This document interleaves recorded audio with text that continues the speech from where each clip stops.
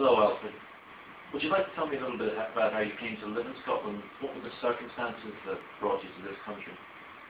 I was in the Navy when the war started in the Mediterranean, and because it was very quiet in the first year of the war and the U-boats were playing hell with our convoys in the western approaches, this is off Greenock, they brought us home to back up the forces on western approaches in coping with the menace of the U-boats against our convoys.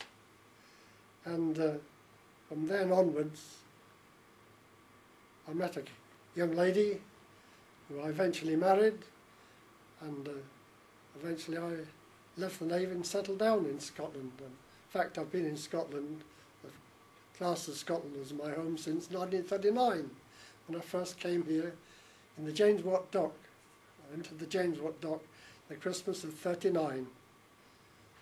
That's over 60 years ago.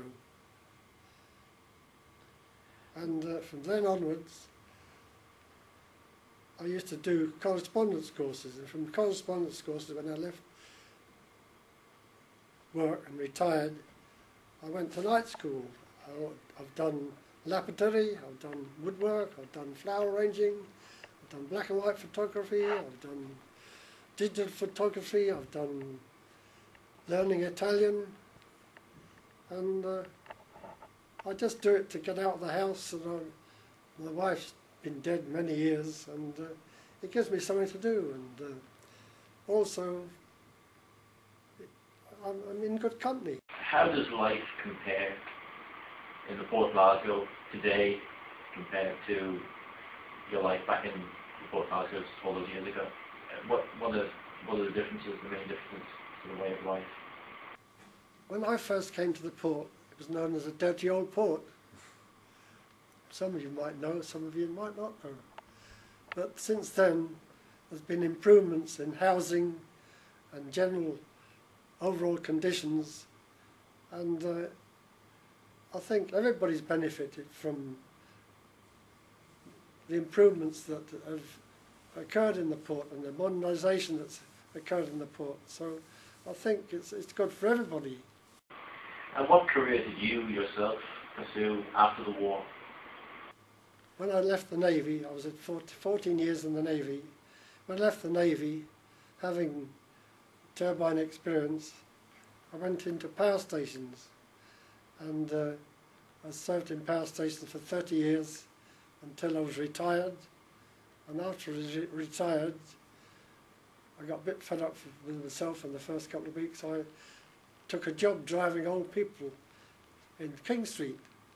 So I drove a bus in King Street for driving old people around the town to dances, to clubs.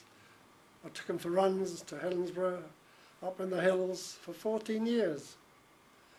And I enjoyed it. And even then, I used to go to night school in the evenings. I enjoy doing things, and that's me. You can't sit back and let years catch up on you. You've got to go with them and chuck them out behind you. And do you find that you have, well, you mentioned the activities that you do now to pass your time, your languages and giving skills.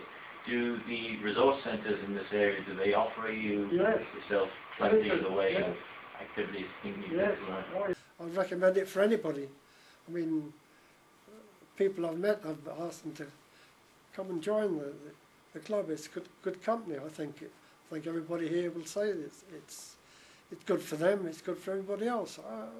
I enjoy it, and you shouldn't let life pass you by. You should go with it. On that note, thank you very much for your time, Alfred.